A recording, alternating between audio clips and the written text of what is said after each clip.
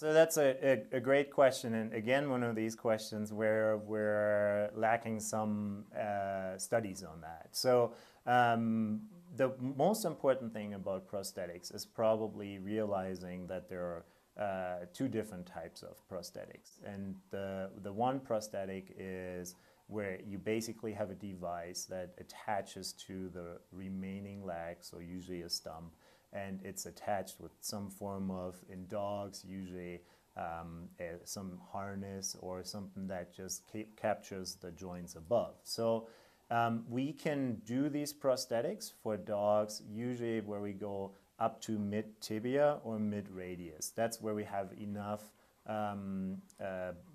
joints to capture the prosthetic above. Okay, so the other type of prosthetic is where we actually place an implant into the bone and then an external part like a foot attaches to that. So that prosthetic is fairly new in veterinary medicine, and there actually isn't a lot of cases out there yet. And the biggest problem is the interface between the part that comes out of the bone and where the skin covers that. So the problem with that being is that if infection goes in there, that can then cause loosening of the implant.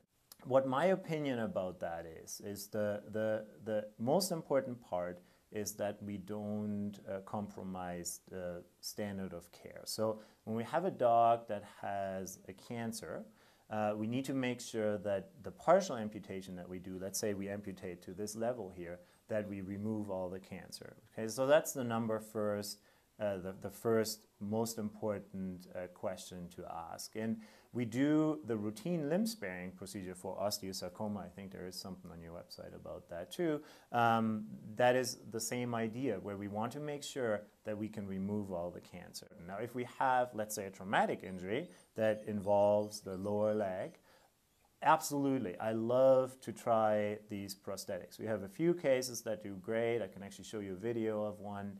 And I do think that is a way to change the long-term effect.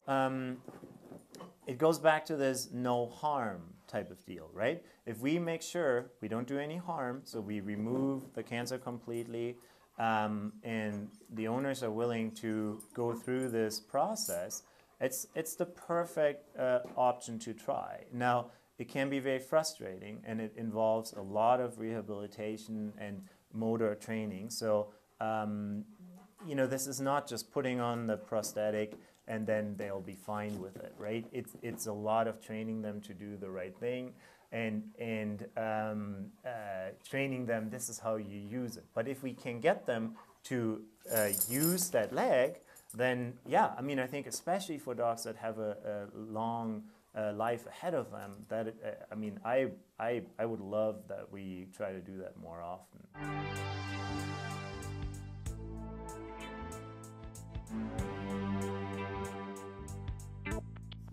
I think it's a lifelong commitment, honestly. So usually once the skin is healed, so we try to get them into that prosthetic as quick as possible, so that they don't actually get used to the three-legged life. Okay, and then what you do, it's a part of training them to put that on, that they appreciate that, and then training them to use that leg, and then continuously training them to be aware of where that leg is. So proprioception, we call that.